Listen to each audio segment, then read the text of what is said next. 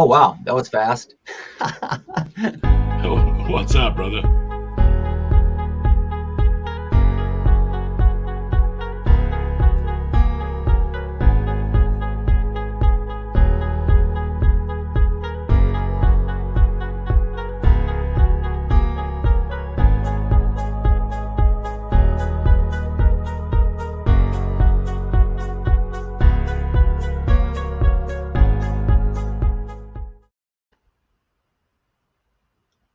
This What's going time on, for real. brother? What's shaking? Yeah, I think it is for real this time. Can you hear me all right? Yeah, it sounds all right. Christmas time. Cheers. Cheers, my brother. Cheers, man. Well, we had some technical difficulties trying to get into this show tonight for some reason. I think it's because we've got a ton of people joining us already. Susie, Blair, Brett, Veronica, all wanting to get Susie in. Walker. There's Brett. Hey, Brett. Brett was helping me out Saturday night. Veronica, Cora, Brenda. Brenda. All right, so we got Christmas coming up. It's been a crazy week. Did you get all your shopping done? Who, me? Yeah, you. That's a Jessica question. You're one of those guys. All right, so I think we just get after it tonight, brother. Let's go ahead and bring the guys in, shall we? We got Byron and Krigger. Good to see y'all. Merry Christmas, everybody. Happy New Year. Happy holidays. Hey, how's it going? Happy Christmas. Merry holidays. D-A-Z-E. Jackson. Howdy. So we've been looking forward to this show, man. Yeah, it's going to be cool, man. It's so nice to see Krigger and Byron again. It's been a long time. All the years, Jack. All those years of running amok. Yeah, man. I'm paying the price these days, I'm telling you.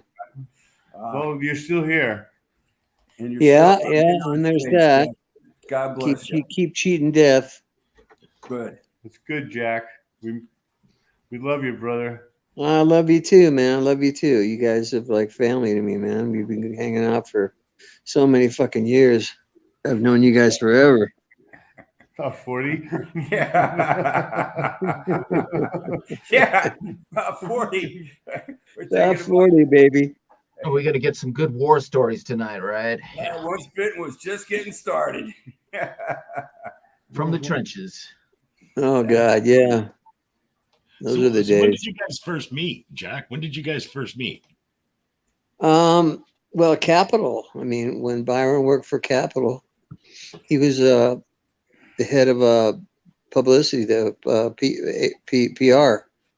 You know, and we met when I was doing interviews and stuff like that. He used to come out on the road with us and hang out and get up to all kinds of debauchery, and you know, we had a lot of fun. I'm gonna suffice it to say we had a lot of fun. I'm gonna leave it at that. He had the Capital Records credit card. Yeah, right. Yeah. You know, one of my favorite story, Jack, and it always pops up in my head is, I think it was 1987, 1988. They sent us up with these video cameras, and they were. This the time we were on the roof of the bus. Yeah. Well, hold on. You know, and they said, well, you tell it. Why don't you go out and get some footage of these guys? Okay. So I go, okay. And I left the next day. Well, I went to Wisconsin in like February. You know, it's cold, it's snowing, it's icy. We're sitting there in the front of the bus and, you know, fiddling with the camera. You know, Jack and I are trying to figure out what we're going to do with it. So, you know, yeah, let's do it for this, that. And then one of our friends just happened to be in the back of the bus. Okay. One of our friends, we'll just leave it at that. And Jack says, you know, there's a moon roof on top of the back of the bus. So there's a fire escape. Huh?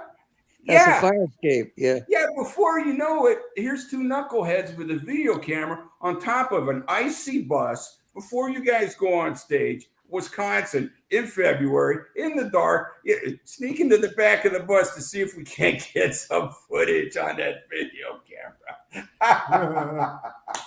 We got some, all right. I don't know if there was anything more stupider to do before a show, but there we were. Yeah, it was pretty stupid, but we did get some footage though. Oh, we got some great stuff, and then that was fun. And lo and behold, it just went from there. But you know, two knuckleheads, you know, right before you guys are supposed to go on stage. I know, like the two Stooges, huh? Like we couldn't have just fallen off that bus really easily. Oh, easily, man. Easily. Now, where is those archives? Where are those archives? Where's that footage sitting at? If I knew that, I could bribe. I could be bribing Byron right now. Okay. I brought it up. Even the record company. There's some footage on there. He was begging me years ago not to show anybody. Oh, do tell, brother. Do tell. He knows exactly what I'm talking about too. I could tell by his laugh. That's it. On to the next one. Must be that Wisconsin. Next story. So, needless to say, we had a lot of episodes like that period. I mean, all of us. We did. Yeah, absolutely. If you're an artist in LA, we all hung out. I mean, with everybody. And, that's really how the Party Ninjas came to be, because everybody was friends. And it's kind of like, why can't we just get up and play? Why don't we just get our buddies together and do something? It's like we play with the same guys year in and year out. Why can't we, do something special? And that's where Krigger got stuff started with Autograph. So it actually started Autograph having a record release party, and they weren't calling it the Autograph party. The outside was called on the marquee Party Ninjas. So Autograph had a big jam afterwards, and it was members of Motley Crue, members of Rat. I mean, I was there with Paul Stanley and myself, and the Great White Guys, and you can go on and on.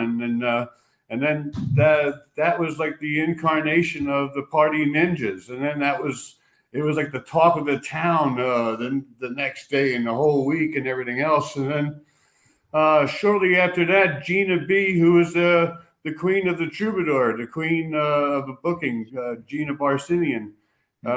He was a very, very, very majorly respected, and every rocker loves her. So she arranged to have a meeting with me at the Rainbow, and she said, "I heard that you know all the rockers, and I was thinking about having an all-star show at the Troubadour, and would you be interested?" And I said, "You know what? Let's do a Party Ninjas show there." And then so I did the first one there under my name with Gina there, and that was January of '87.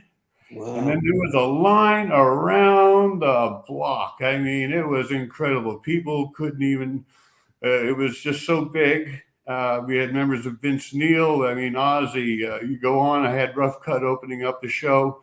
And then I even jammed with Carlos Cavazzo, the Quiet Riot guys, and Don Dokken, and Jimmy Bain, who I ended up having a band with later on. Rest in peace, Jimmy. And then rest in peace, Jimmy. And then after that show, I thought about it went on to Byron and JR. It went into them and about putting on a foundation for the finding of the children, and I'll let Byron continue with that part. We wanted to make it bigger, so we got the relationship with KNAC and their anniversary concert, and we presented it to them. We had I had a great relationship with Great White and their management, who also worked with Guns N' Roses, and we hooked up with the Santa Monica Civic and the Find the Children organization. And lo and behold, everybody wanted to do it. It got bigger and better. In fact, we had Country Club was there. Country Club first. Yes. Then we went to the Santa Monica Civic for 2 years, and then 1988 and 1989, and that's how we had all those artists. And basically, what we did is we had like seven lineups, and each lineup played like 3 or 4 songs. And the first one at the Santa Monica Civic had Armored Saint as a full band, Guns N' Roses as a full band. And actually, Jack, you guys went on after Guns N' Roses at that point, remember? And that's right.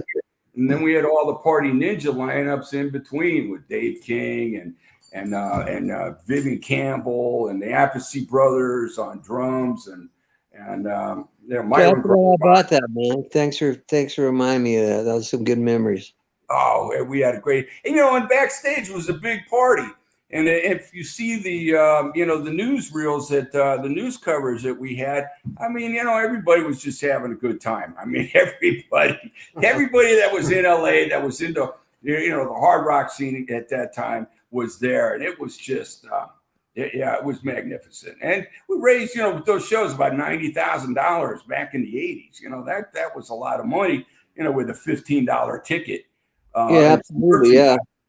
$15 ticket. Wow. Oh my God! That was. Actually, the Troubadour show was $20. No, actually, I think the Santa Monica Civic was $20. But all right, well, but 15, $20, a lot of bang for your buck. Really? And then also, you think about it, in the 80s, that was the era of the whole Sunset Strip. There was nothing ever like it. Like 60s, you had to hate Ashbury. In the 80s, we had our Sunset Strip, and everybody was down at the Rainbow. Yeah. No, I don't, rock and roll will never be as big as it was in the 80s, man. I mean, No, I'm sorry. It'll never be that big again. After the 80s, it was all done. Sorry. Bye-bye. Special time. Very special. Yeah. As I always tell everybody, if you miss the 80s, you fucking missed out, you know? Then we'd all go to Encino, Encino Oaks. Was it B302 was the condo? Jack, you've been there. I've been there. We've all been there numerous times. Oh yeah. And one night at my condo, I had Randy Castillo there, Tommy Lee, Bobby Blotzer, Jason Bonham, all the 7 of the biggest drummers in my condo one night. I was blown away. It was incredible. Debauchery. It was debauchery. Yeah. You were like Mickey Mouse as far as that went. You're like with the little cane, you know what I mean? The little cane. That's funny. That was kind of funny. Oh, good God. How far back did you guys know Randy Castillo? Oh, Randy, I met him when I was getting ready to start with a band called Jafria, and he was getting ready to do a Lita Ford, the first Gotta Let Go song. And then he came back to my condo, and I was playing some roughs from Jafria, which we were calling our band Angel then, and which ended up being Jafria. But that's how I met Randy, and then he ended up with Ozzy after that. Because he was in a band called the Womblies before that. Oh, really? Yeah, that they used to tour around and stuff. It was like a regional act, I guess. And they ended up, from what I understand, here in Los Angeles, and then were close to getting a deal. Didn't happen, and then they broke up, and then he ended up with Lita. We were all like, oh, wow, there's the guy from the Womblies.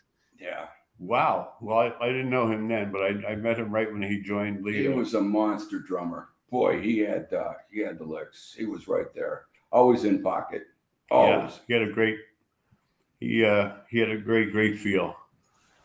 A lot of fun. Rest in peace, Randy. Yeah, he died way too young. Yeah. Look. Yeah. Wow. Interesting. People are starting to go, man. It's amazing to me. You know, all our friends are starting to drop off. Pretty crazy. Punky Meadows. Punky Meadows. Yeah. I saw Angel back at the Forum in like 1970, 76. Yeah, I remember that. That was crazy. That was like my first concert. Who was that? Angel, Bebop Deluxe, and Blue Oyster Cult. Oh, wow. It was in 76. 76. I was 15. Huh? I was 15 in 76.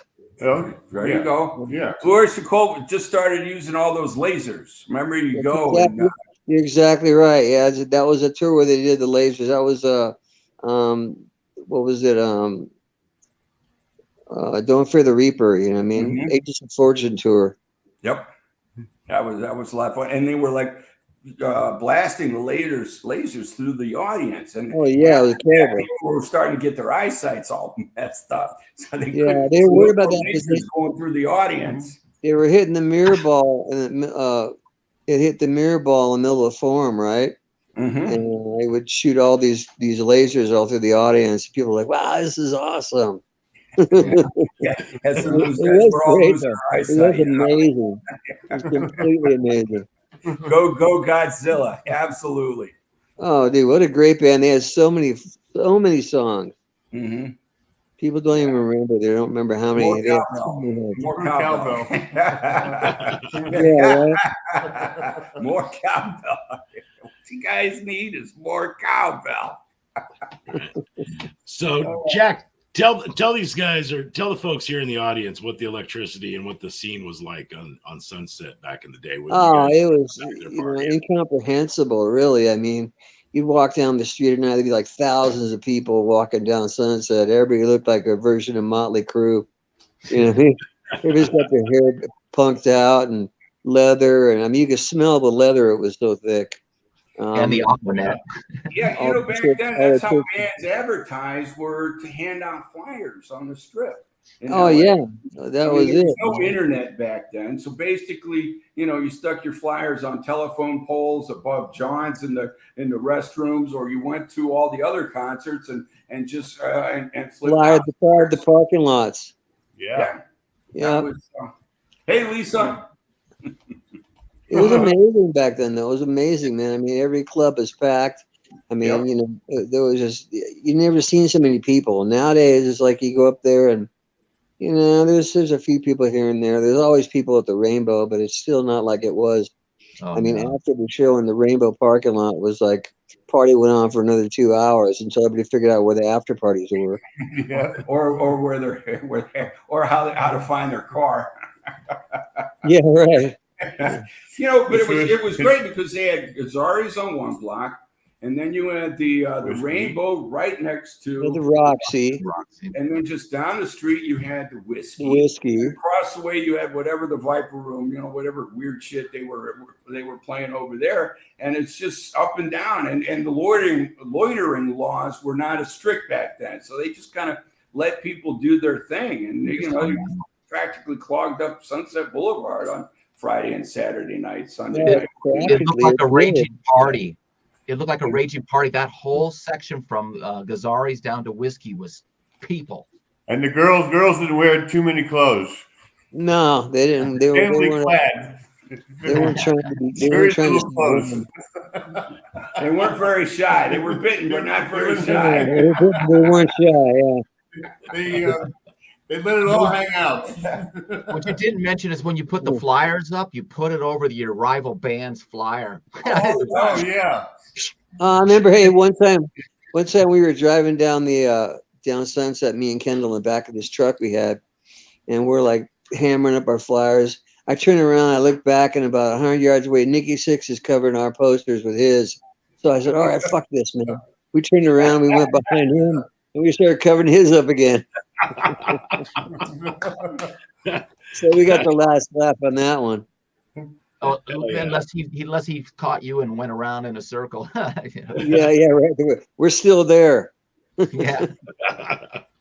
Excuse me, I gotta post some flyers.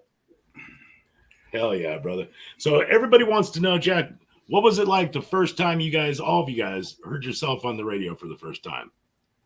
Oh man, that was incredible. I mean, the first time I heard myself on the radio, it was like we thought we were hearing an advertisement. My manager said, "Hey, wait, you don't want to hear this?" We thought it was like an advertisement for a show, and the song kept going and going and going and going. I'm like, "Holy crap, man! They're playing the whole damn song." And this was back in '82 with the first EP. So that was like I was 21 years old. I'm listening to myself on the radio going, "This is pretty goddamn cool." It was amazing. It had to have been surreal. Still a great experience. I mean, you hear something on the radio, you always get a kick out of it. I mean, it's not like it ever gets to be a drag or it ever gets to be something you don't appreciate. So you still feel that magic when you hear something on the radio? Like Absolutely, yeah. Nowadays I get a little choked up. You know what I mean? Because it's just it reminds me of all the years and all the great times, and it's kind of like seeing Byron and Krigger tonight, man. I got a little fucking eyes got a little watery for a second there, it's just so many memories, you know what I mean? Well, So many shows all over the place. I mean, and the bus. It was all the bus. and all the bands back then, we all loved seeing each other play. It was all we all loved each other's bands and stuff. It's not like the rap bands now; they're all out killing each other now. You know, it's No, a exactly. whole different scene now. The music scene now, it's really gone down the tubes. No, there was a lot of camaraderie, man. I don't care what anybody says. There was bands used to love to come to each other's shows, and you know, it was Yeah, just we all hung out, played we fed together. off each other. We fed off each other. We loved it. Yeah, Absolutely. and there was a sense of competition, but it wasn't like, you know, to the point to where you didn't get along with people. You know, I mean, it was like there was the camaraderie was there, but there was also that thing where it was a healthy sense of competition. You know, but it was healthy. One of my favorite memories, Jack, is when we came out and saw you in Waco, and Bret Michaels was on stage, and you were standing next to me backstage, and you were singing along with one of Bret's songs. I think it was "Every Rose Has Its Thorn," and I remember videotaping that and then videoing you singing along with him. And I thought, man, that is just freaking magical. Look at that. I mean, how cool is that? You know, it's crazy. One night we're playing the show with Billy Ray Cyrus, and he's off the side of the stage singing "Rock Me." I'm like, what? There's no way, man. He goes, I love that song, man. I go, yeah, that's cool, dude. That's how he made Miley. Yeah. I love it too. Maybe Miley was at that show getting inspired too. Or Hannah Montana, one of the Hannah two. Montana. Or maybe that night inspired Miley. Maybe that's how she came to be. Yeah, there we go. It's the conception song. Yes, sir. Yeah, I like to think so, right? I don't know if you want to take credit for that one, though, brother. Yeah, no doubt, right? Helping bringing her in. So let's talk a little bit more about, you guys did some Party Ninja stuff, and there's a CNN clip that you shared with me. So while you guys talk, I'm going to try to load that up and play it and see if it'll play. We've had some internet issues here, but we'll see if we can't share that here real quick. Well, yeah, maybe they'll do it for Christmas. What was neat about the show, especially the one in 88, is CNN came down, MTV did a piece on it, Entertainment Tonight, Francesca Capucci, remember her with KABC? Oh, yeah. Did the whole thing, and what was interesting about it is like they all took new like feeds from each other on the video, and they had to go back and edit the video. So in other words, you didn't see the Guns N' Roses or Great White or any of the later sets. You know, they got like the first ones done. Keel, then those guys in Autograph, Lorraine Lewis, when they all got together, and then the interviews, and then they had to take off and edit for the 11 o'clock news, and then all the other folks got the feed off that. Oh, here it is. All right, let's check this out here.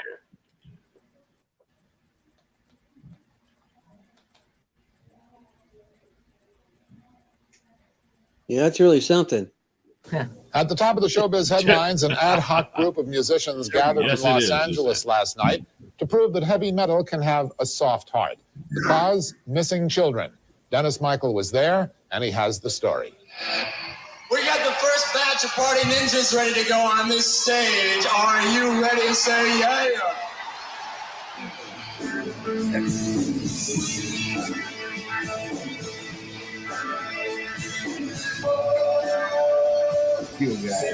Heavy metal fans great may crowd. not know the name Party Ninjas, but some of the faces are familiar. In fact, the Party Ninjas are members of some of metal's biggest bands jamming together for two reasons. One, to raise money for the Find the Children Fund. And the other reason is to party. That's what Party Ninjas is all about. Get together with a bunch of friends and, just have a great time for a good cause. If the fans were excited to see members of such bands as Motley Crue, Quiet Riot, Keel, and Autograph jamming together, organizers of the Find the Children Fund were even more thrilled with the support from what seems to be an unlikely source. I think it's wonderful that they're doing something like this, and people can see that they're just as concerned as anyone else about children or about any other issue. While mainstream pop and rock stars have had their fling with philanthropy, the heavy metal musicians are eager to prove that they're still active in their own way, despite their public image. We're no angels, but I mean, at the same time, we know when things are happening in the world that we don't agree with. We flew 20 hours to come here to help the homeless children, because we have that in Switzerland too.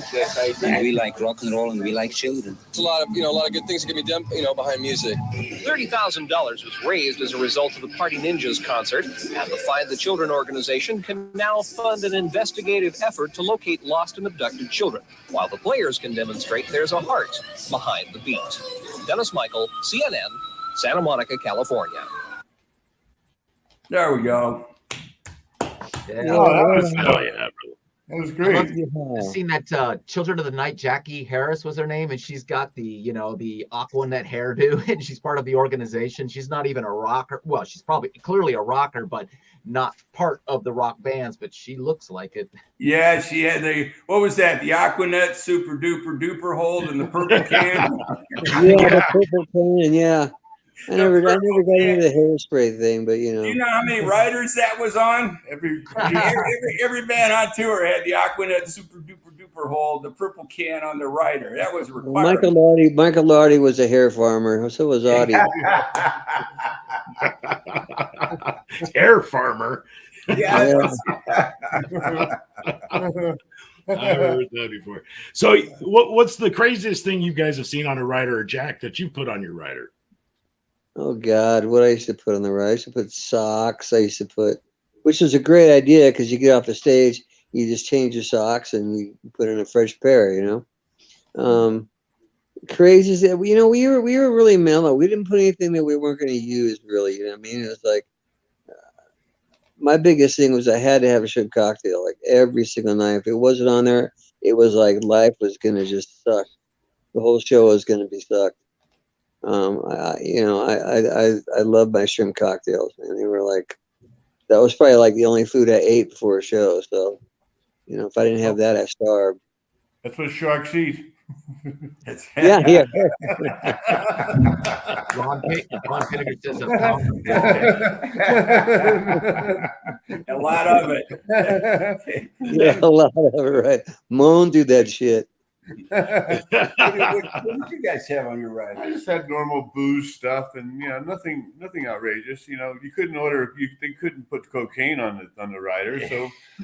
I had my Bacardi and Coke always, so that was a basic staple. Captain Morgan. Not for me. I had Bacardi. What about Ike? What did Ike used to have? Ike Turner. He had a lot of cocaine. On the rider? I don't remember what he had in the rider, but we had straws. We had straws. The extra straws.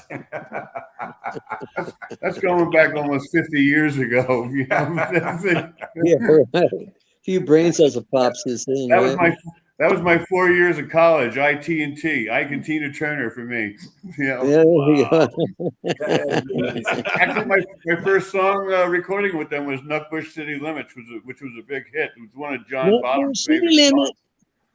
Huh? Nutbush City Limits, yeah. Yeah, Nutbush. So that was my first song with them.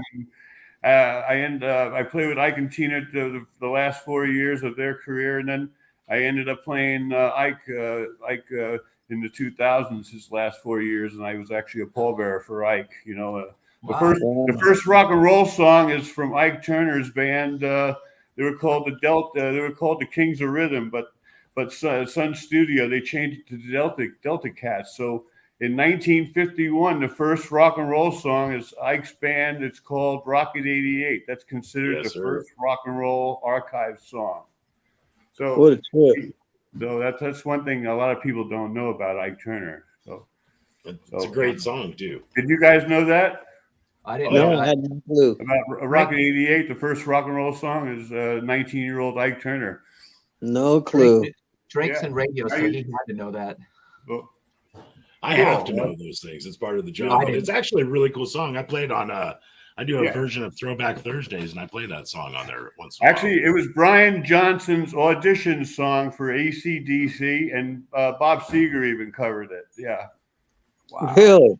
Yeah. History. So, I was blown away when I saw Brian Johnson doing an interview, and then he stated that even the AC/DC guys had to learn Nutbush City Limits, and that was his audition song. I was blown away.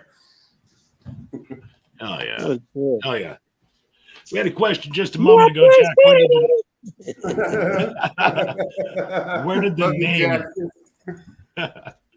the name Dante Fox come from, Jack? That was actually a friend of ours' name. It was his name, and we decided it sounded really cool, so we used it. Oh wow! Yeah, there was no like big mystery behind it. Just some dude's name. Oh wow! Was Gary playing drums in that? Yeah, well, Tony Richards played drums originally. Okay. And then we kicked him out because he just wouldn't stop drinking on stage, and he just got. I mean, he was so fucked up. He's falling all over the place. It was really embarrassing. And so we got Gary. Gary came in, and Gary wasn't half the drummer that Tony was, but I mean, at least he didn't get all drunk before the show, And he was a nice guy, Beautiful. How did you and Don become friends? Because I know you had a relationship in the early days. Oh, we still do. We play a lot of shows together, and we're still really good friends. Every time we play together, I go up and sing with him. Nice. We just did a show with him. I don't know, less than a month ago. Actually, I became friends with him through Gary because Gary knew him, and me and Don just got to know each other. We just hit it off. We became really, really good friends. I call him Dad. He calls me son. So Still. Yeah, still, yeah. Now Don tells me the story. He told me, he said that he had heard about you. He heard about this guy who could sing like the Zeppelin and could sing all this stuff and yada, yada, yada. And he goes, and finally he met you. And I don't remember the exact thing, but that's what stuck out of my head was he had heard about you prior to meeting you. And then he just, it must have been Gary probably who introduced you guys or whatever, but. Yeah, I believe so. At least that's my recollection. I mean, I could be wrong. My recollection of yesterday is pretty foggy, but yeah. Actually, I seem to have a better recollection of things that happened 20, 40 years ago than I do yesterday.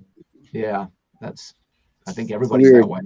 Yeah, everybody's like that. You do rip into Immigrant Song like no one else except Robert. Thank you, man. Thank you. Yeah. Absolutely. I would go out on the road with Great White, and naturally Captain Jack had the back of the bus to himself pretty much. And we get back there and just start cranking Zeppelin.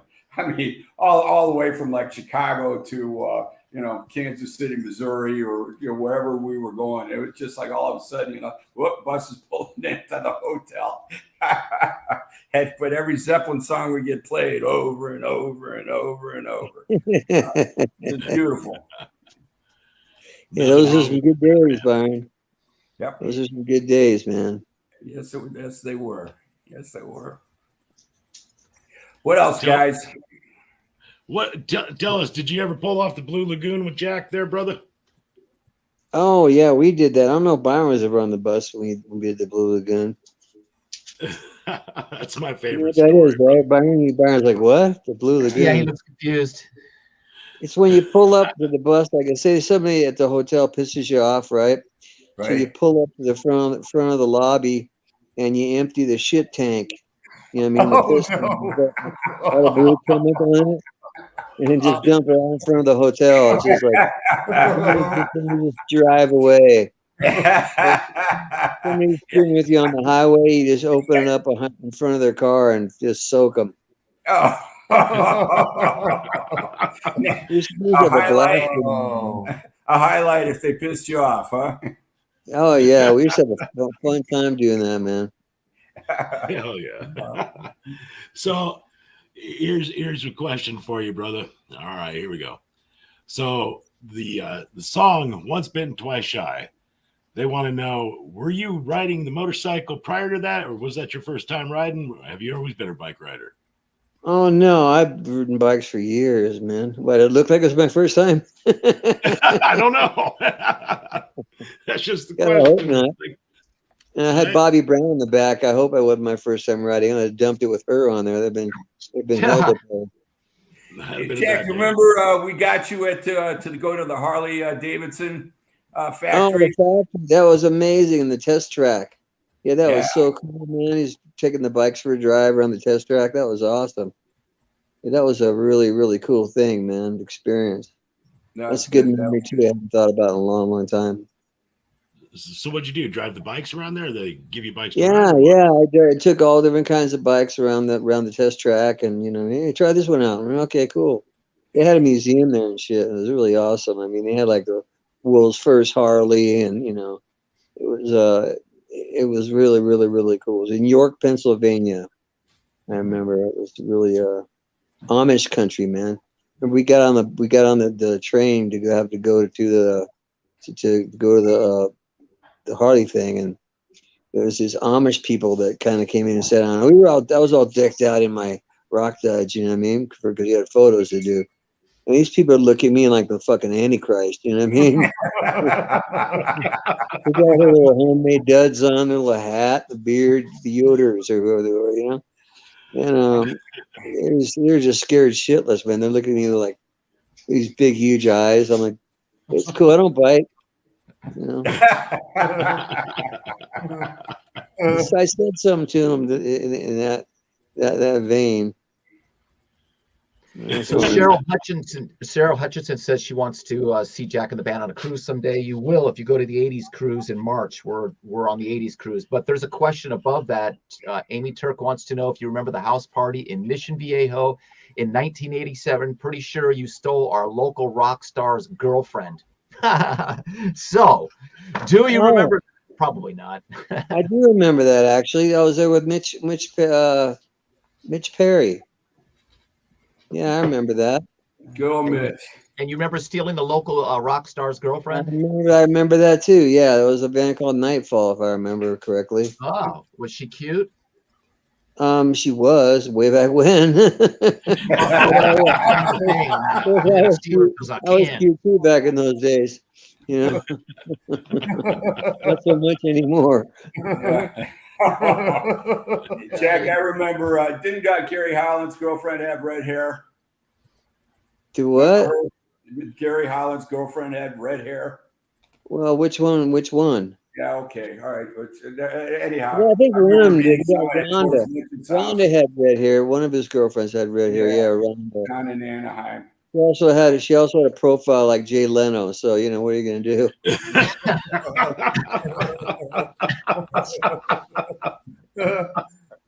Sounds like a very attractive woman. She had a cigarette between her chin and her nose. Okay. So, Byron, being at Capitol Records during the height of all this with the crew and Poison and Great White and all this, what was the energy there? I mean, was it like a battle royale to try to get the next band signed, or? It was more about taking what you had. The A&R departments, they went out and did their own thing. But it was like, all right, so what do you do, when you get these guys? What do you get them involved with? My big thing was to try and follow the airplay and the tours. And a lot of times I would get the tour marketing together where I would advance the show. So in other words, it was important that, like, if Great White was playing Biloxi, to get in there a month or two before, set up a promotion where you do like a sing-along on stage, set up like a meet and greet, try and get them to a morning show. My God, not too many morning shows, but try and get them on the radio there, syndicated radio, any of the fanzines that would work with the band, so that they would have somewhat of an uprising before the show, create some sort of an excitement, and that would generate ticket sales, especially when you have radio stations promoting, have the opportunity to get on stage and sing a chorus with the band during an encore, or go meet the bands backstage. That really went a long ways back then, because remember, we didn't have computers. Okay. Right. And, cell phones were just being generated. So everybody got their information through radio and through the print media, and sometimes on TV. And, sometimes we had to get these guys up for a morning television show, Chicago, et cetera, or early morning radio with these guys. And, it would work. Yeah, no one really loved it, but yet, it would sell a lot of tickets. No, it sold a lot of tickets, so yeah. And that was a big thing, and national exposure was, pretty much following kind of what MTV did, the Rolling Stones were, somewhat snooty and hard to get, but we did our best with the hit paraders, Circus Magazine. Those were big back then. And Cream. Yeah. So we were constantly feeding, stories to them, etc. Rip Magazine was a good one. I remember when we had Jack on the cover of Rip Magazine, and he was holding two hands, and it was the angel and the devil, and the angel was Howard Lisa's wife. I can't remember what her name was. Pam Lisa. She was dressed in an angel's outfit, and then you had Madison, the porn star, in that devil's outfit, and they're both sitting in Jack's hand. I can't remember what the caption of the title was, but it was the late Great White's Latest Temptation. Yeah, latest temptation. There you go. It's setting up neat things like that just to create some energy behind what was happening.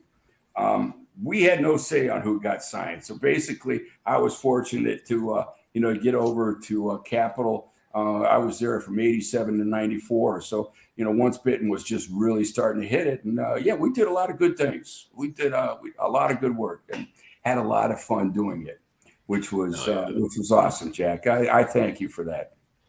Hey, man, thank you. It was those were great times, Byron. I have nothing but smiles on my face every time I think about those days. I start laughing. I mean, it's great. It was good. It was been a hell of a life, man. I tell you. Yep, absolutely. Well, let's get a salacious tour story here. Come on, guys. Somebody's got to have something that's gonna get people talking. I've told so many on here. I feel like Ed McMahon every time I come on here. We got Byron again. You guys can tell us something. Yeah. Well, you want me to finish up the White House story with Mustaine? Yeah. Okay.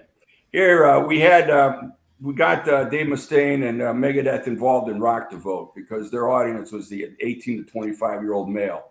And MTV, that's what they were trying to target, but they weren't getting it with Madonna and Bruce Springsteen and whoever else they had on there. So lo and behold, they were on tour, and we were signing up about 1,000 kids a night.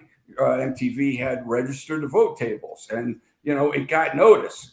That and me going to Sunday school with George Stephanopoulos helped get us to go to the White House for the signing of the motor voter bill.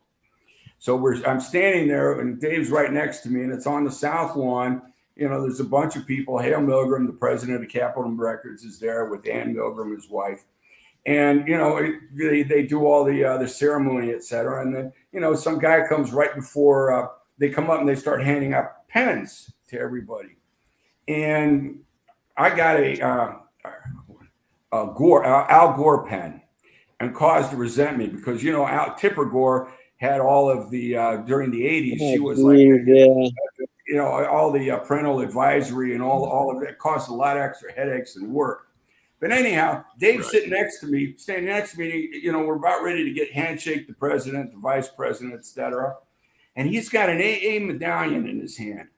And this was during when Monica Lewinsky was big in the news, and Clinton was having to deal with that. And he goes, Byron, I want the president to get some mojo from my AA medallion here. I'm going, all right, whatever. Dave was always up for some new idea, something very outspoken. So he hands, gives his hand to Clinton with the medallion in there. Clinton shakes it, and he says, Mr. President, I understand you've been going through a hard time here. I wanted you to get some mojo off this AA medallion here.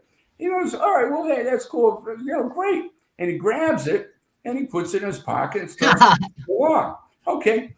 And Dave goes to me, Byron, I didn't want to give it to him. I just wanted him to get some mojo out of it. So lo and behold, he walks up, taps the president on the shoulder, who was a few people down, and he asks for his medallion back.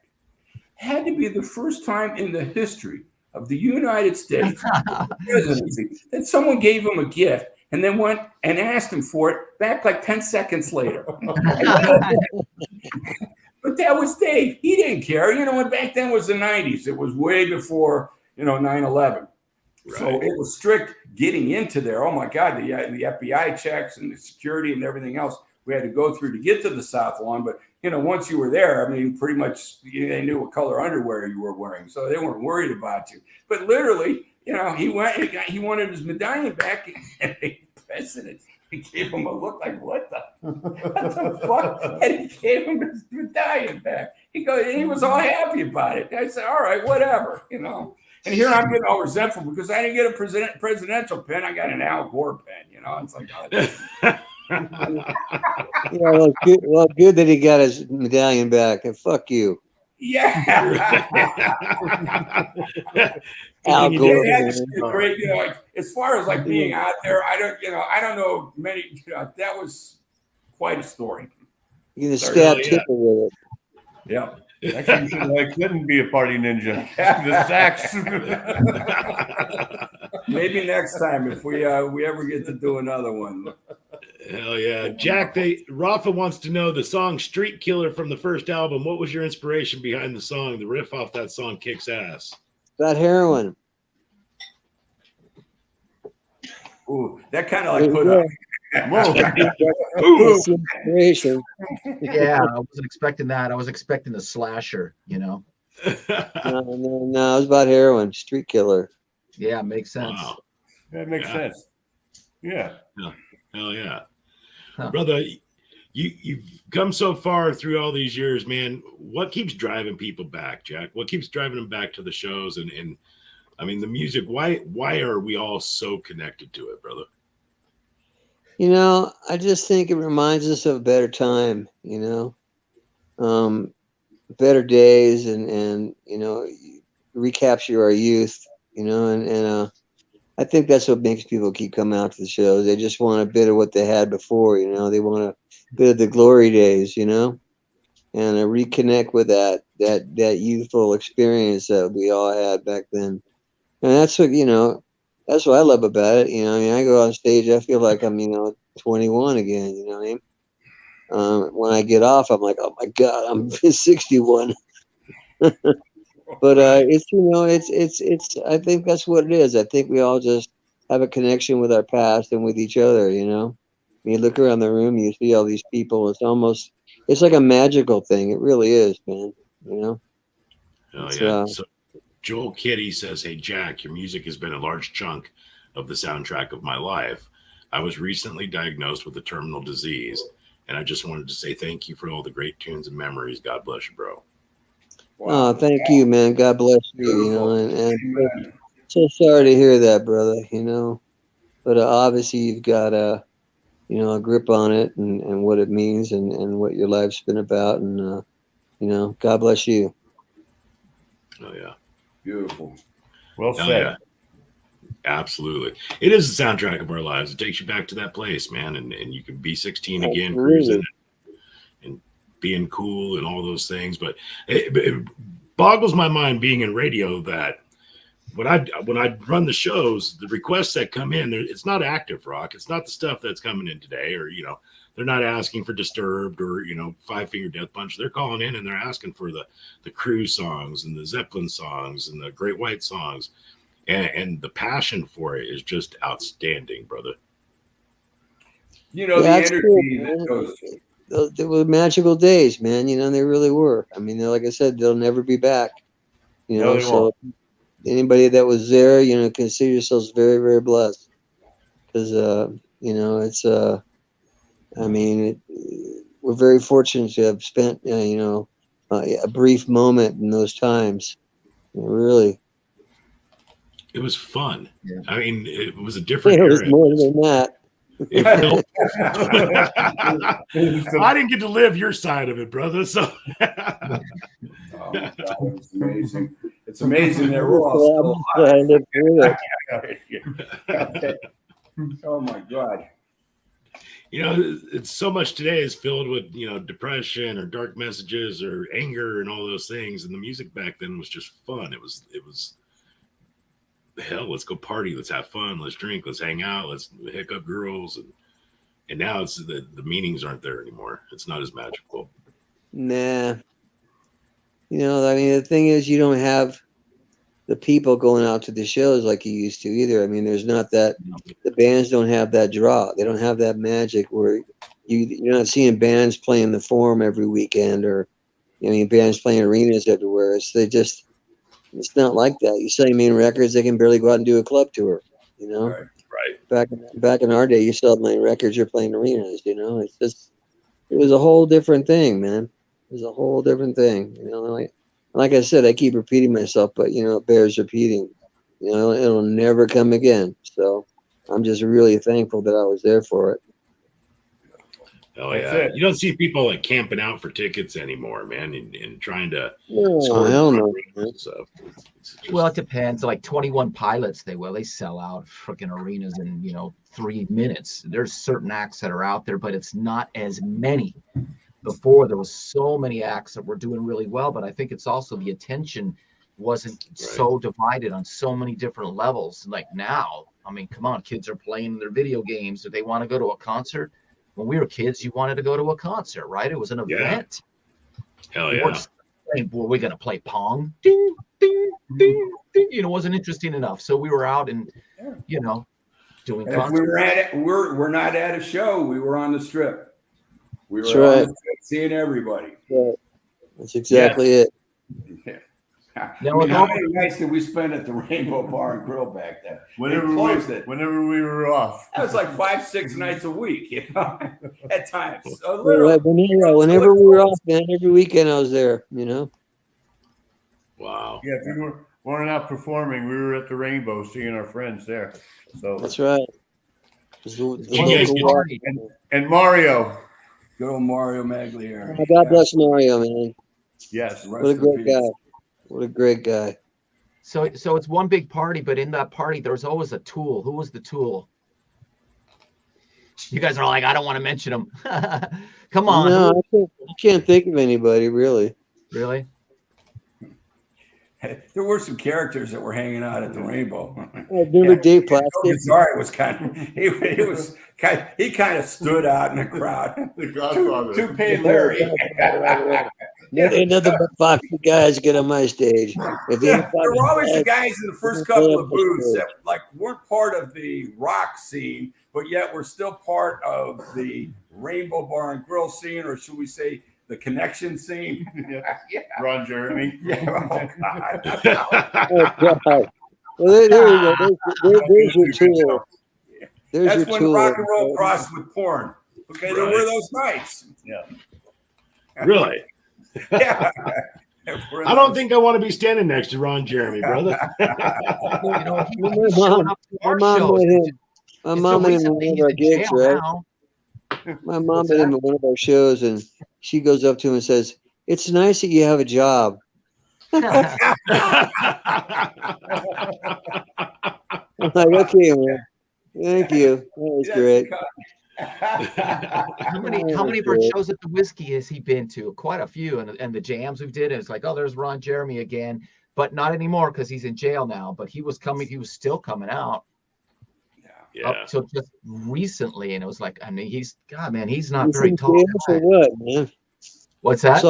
Assault with a friendly weapon. What's he in jail for? Yeah, pretty much. Yeah, somebody underage. That's a good way to put it. That's a good way to put it. Yeah, Bill was a fixture. I saw a couple of comments there. He certainly was, and Van Halen played Gazzarri's. That was more than they played there more than any other. A lot of London. Yeah, they played there. A lot of shows there. Yeah. Hell yeah! He's in jail right now for rape. That's the charge that he's. Oh, there you go. Assault with a friendly weapon. Okay, gotcha. There you go. Exactly. I guess it wasn't too friendly at the time. Right. Assault with an angry 20 inches. Yeah. Oh, did any of you guys play the Starwood by any chance? Oh yeah, I played the Starwood. You did? That was a great venue, man. That was like the best club in Hollywood. And where was that exactly? I mean, I've heard of it forever. It was on Crescent Heights, Santa Monica, and Santa Monica. Yeah. Oh, really? Down from the Troubadour. Oh. You know what? I never went to the Starwood. I came out here in '84, and for some reason, I did not. I mean, it was gone soon after that. It was gone. Yeah, no, it was gone by then. Yeah. It was 70s.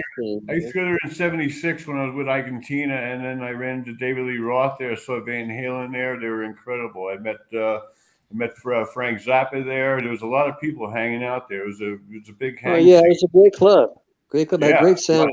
Great sound. Good stage, high off the floor. You know. Yeah. Had a nice balcony. What was the layout? Was it this typical Hollywood layout, upstairs, downstairs? Well, the stage was in. It was a corner stage, and the room was based off of that, and then it had a like a loft upstairs that was like it went along the whole side of the room, the length of the room, and it was great, man. It was a great venue. The stage was a good sized stage. You know, the sound was, you know, it was great, man. I carpeted. No, I'm kidding. I like the loft and then the bar at the Troubadour, where it was like on the side, like away from everything. Yeah. And you had the bar on the inside. If you know you feel like going to the show, you could still go to that one bar on the outside. Yeah. And they had the loft. Yeah, you could get a good contact high in there too.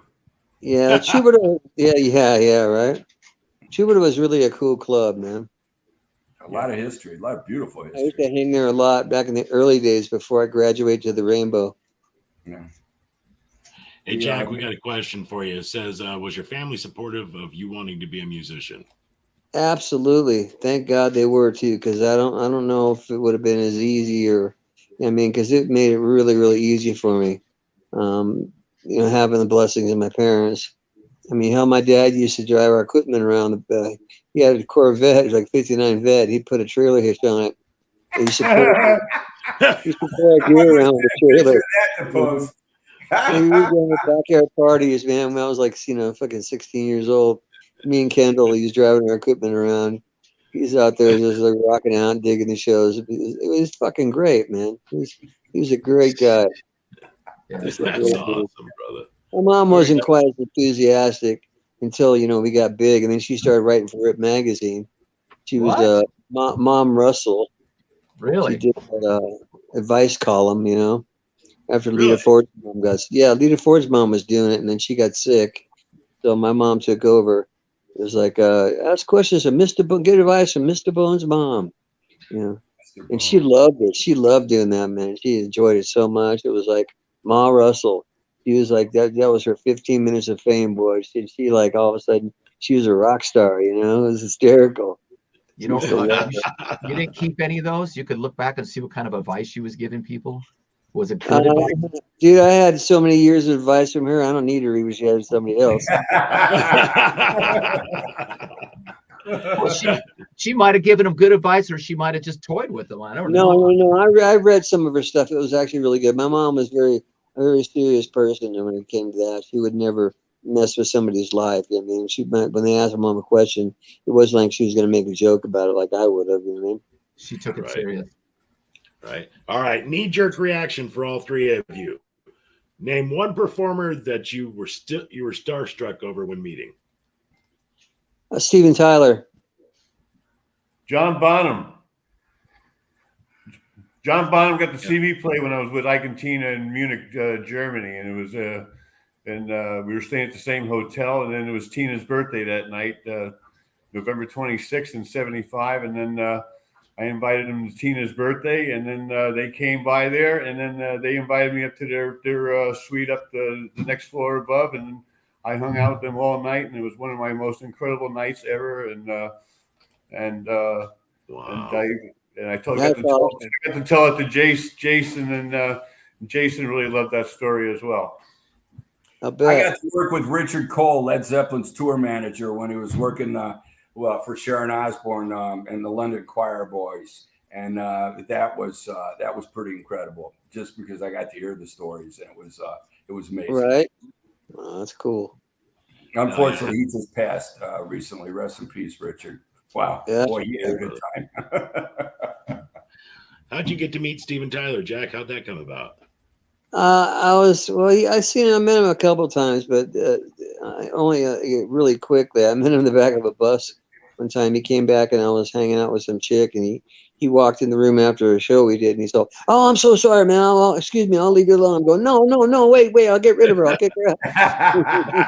He's like, no, I'm so sorry, man. On second thought, come on, join. That's A-frame. He's a little dumb and he splits. And I'm like, son of a bitch. I want to punch this chick in the head. You know what I mean? You just cost me Steven Tyler. And then the second time I met him was backstage. Well, not backstage. We had just finished a big show on the White Snake tour. And I was coming off the stage. And he comes running up to me and goes, hey, man, I was reading an article about you. Did you really shoot that maid? And I couldn't even get past the whole, I was reading an article about you. And I was kind of like, what? You reading an article about me? I'm thinking to myself, he was reading about me? This is cool. And I go, oh, yeah, I did. And he's like, wow, man. He goes, I thought I had a story. He goes, Joe, get over here, man. Because I told him the story, right? He goes, Joe, get over here. You got to hear this, man. He goes, it's totally true what we read about. I'm going, so I got Joe Perry and Tyler reading about me. I go, this is the day to remember. No kidding. Very cool. Yeah, Damn. so that was, and we became friends later on, you know what I mean? Especially through AA. He helped get me sober back in 92 when I was sober for like 8 years. And yeah, he's been a good influence in my life. Hell yeah, brother. Beautiful. Hell yeah. I think I would have passed out there, Krigger, if I would have met John Bonham. That's like Say it again. John Bottom's one of my icons, man. I mean, that would have been absolutely surreal to sit there. Sweetheart of I a had guy. to get the defibrillator out for him. He was a sweetheart of a guy, and that was when he gave me a compliment that I was kicking ass. I was a 21. I was 23 then, and I was just blown away. I was over the hill then. Yeah. So what a sweetheart. And Robert Plant was actually in a wheelchair that night. He had a broken ankle, and then it was an incredible night, and it was incredible. So I'll never forget that. Right, man. Talk about iconic. You know, I always win bets against my friends because I'll tell them, all right, is it Great White or is it Led Zeppelin? And then I'll play the tribute album. And every time I win money, man. So thanks, Jack. I appreciate that. You're welcome. I expect a split of that. All right. You know I always take care of you, brother. You always do. You always do. That's beautiful. Right on, brother. Man, this is fun. This is really fun. I wish everybody could have experienced what the Sunset was like back in the day, man, because we watched so many shows about it, so many documentaries about it. We just watched another one the other night, Breaking the Band with Van Halen, where it was all about Sunset and 5150 Studios and the electricity back then and how the music felt. And man, I just feel deprived that I didn't get to be part of that. Yep, as well you should. You are. You very much are. Oh, it's a blast. Yeah, absolutely a blast. Right? Yeah, Absolutely. nothing like the times. That's for sure. Oh, we lost them. Okay, but anyhow, no, there's no question. There's nothing like those times, boy. Well, I've had a great time seeing all you guys. Yeah, me too, man. It's been great seeing you guys too, you know? It really has. Christmas, Happy New Year to you. And Yeah. we'll be seeing you at the whiskey there, buddy. Yeah, February Yeah, 3rd. I can't wait. That'll be awesome. It'll be great to see you guys. It'll be great to see you, Byron. It's been so long, man. Yes, it is. Yes, it is. Yeah, we may have to make my way real out there. fast. That Hour time went does by- go. hour went by real fast. Huh? It's already Yeah, past- real fast. Yeah, it's already over an hour. Right? Really quick. Maybe I'll have to make my way out there. I've never been to the whiskey. I want to check it out. Come on. Yeah, down. you can, man. Make a trip out there. It's worth it. I mean, it's February like 3rd. I'm sure they'll make a laminate up for you, it's like hollow Drake. ground, man. It's like hollow ground, you know. Wherever he may roam, Drake, Yes, on the sir. laminate. Okay. Hell yeah, brother. I'll come out there. Yeah, I'm crazy like that, man. It'd be fun. When are you playing out there? February 3rd is February a Thursday. 3rd. All right, we'll make it happen. I'll be there. It's a Thursday, which is a little odd, but you know, Yeah, it's really odd not playing on a weekend. I know. I was kind of like, wait a minute, what? Really, a Thursday? Yeah, I stay away Okay. from those shows as a promoter, man. I can't stand doing Thursday shows. Never pays off. I don't know why or how or why we even said yes to it. I guess it was the money. When all else fails, I mean, really. Must have been the money. Yeah, right? How much? Okay. It was supposed to be this coming Thursday or a week from Thursday, and we ended up moving it because we had another date that not conflicted, but conflicted with travel, and it just made more sense to push it. And they wanted, I guess, because this was on a Thursday, they moved it to a Thursday, which still doesn't make sense to me on a February 3rd. But hey, it's their deal. Right. We'll be there. We'll play. Whatever. We'll be there. Awesome. Beautiful. Yeah. All right. Well, I'll make it out there. We'll make it happen, man. I appreciate you guys for joining us tonight, man. This was an absolute fun. You're welcome. Thanks for having us again. Thanks for having me. Good seeing you guys, Craig, Byron. Absolutely. Bobby. Jack here, guys. Thanks. Always good. We love you. Over and out. Over and out. Peace. Dude, where'd you go? I am. Yeah. There you are. That was What's fast. I was looking down at the man. It's already over an hour. Okay. All right. I know, dude. It was fucking hauling ass. And I was like, damn, I had so many questions, but I was getting lost in the stories. And then when it come time to ask a question, I'm like, shit, what was I going to say? I know I did the same thing too. Yeah, I was getting lost in the stories and thinking about the imagery of what those days were like, man, and what they must have seen and went through and lived through, man. That's badass. Absolutely, Kimberly, you're welcome. Thank you for joining us again tonight. We appreciate you always. Amy Turk, well, we can kind of just roll with it, but we just typically, because we're already over the hour. We're not supposed to really go over an hour, but we do. So, yeah, so we're scheduled on Twitch for an hour, and it causes a bunch of issues if we go too long and all that fun stuff. But thanks, Mike. We appreciate you, brother, very much so. Kimberly, Kevin, Lisa, Scott, Amy, Tina, Cora, Veronica, y'all we appreciate the support, man. I can't say enough about that. Yeah, it's good times. Good times. Right on. So we taking next week off, right? Yeah, we're going to take next week off. We got holiday stuff to do. Pick it back up in January. And absolutely. When do we get Luis back, man? Luis Maldonado from I think Luis is coming in. I think it's the second Tuesday. I think that's the one that I'll be. No, I'm traveling on the Wednesday. So I can't recall which one. I'm pretty sure it's the second one. I'll confirm with him which one he wanted to do. And Emily Dillo, love you, Jack. Anthony Monero's ex-girlfriend. I know Anthony. We'll send him the message that she said love. Jack's looking pretty good, man. I was glad to see that he seems to be in good spirits and feeling better. Yeah, absolutely. Yeah. Makes me happy, man. Yeah, makes me happy. It's a healing process, but So did you get my ticket for the Rock Cruise yet? Oh, the Rock Cruise. Come on, brother. Would you go if I could get you one? Yes, I would. Let me see if I can. Yes, I would. I would go. Absolutely. Let me see if I can. I would absolutely love that. Hell yeah. But we will make plans to come out there February 3rd for that show at the Whiskey. I got to see it out there. Dude. I got to see you guys. $40. No, I'm just kidding. Put you on the stage 9 times and you're going to hit me for a ticket? That's classic. No, I'll get you and I'll show you around. Yeah, man. I want to see it, dude. It's cool. I guess a lot of people are like, it's a bucket list, but it's kind of like, oh, okay, we played there so many times. I don't really think about it other than the fact that it is very historic with who's played there and whatnot. But, the layout's a little different from what it was back when Zeppelin or the Doors were the house band or whatever, but yeah, so it's cool. I just want to experience it one time. You know what I mean? Yeah. Even the last time I was out there when we did the recording for the TV pilot that you and I did. Yeah. I just wanted to go by there and see it and experience that. So it'd be cool to be able to see Jack and you guys up there.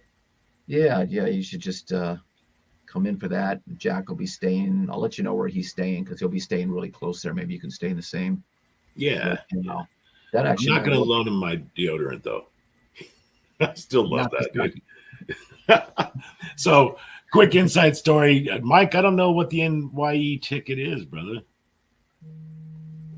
But I'll get you a ticket to something. So, quick story. Where were we, Rob? We were somewhere in Nebraska, I think. Yeah. And Jack comes running down to my door, and my wife comes to me, and she's like, Jack's in the hallway in his underwear at the door. And I'm like, what? So I open the door and he's like, can I borrow your deodorant? I'm like, I'll go buy you some. It was classic, dude. Classic.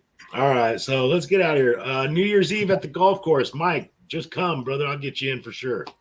We got Morgan Miles coming in from Nashville. She's going to do a really acoustic, intimate set. She's kind of going a little bit more rock, Robbie. I've sent you a couple tracks, and, man, she can carry the note. And then we got Case Harden, who has actually got the #1 single right now on the Texas music charts. So he's going to be playing for us that night as well. So it'll be a good show. Cool. Hell yeah. Matt, I might have an extra one. You can come with me. All right, let's go. Let's make it happen. I'm down. Hell yeah, Sarah. Me and the girls. I'll hang out. All right, brother. You ready? Yep. Until next time, as always, we love you. Have a very, Back very, in 2 very and 2. Yeah, enjoy your Christmas. Yeah, And, Merry Christmas. Absolutely. Many And blessings. Happy New Year's. All right. We'll see you guys. Thanks so much.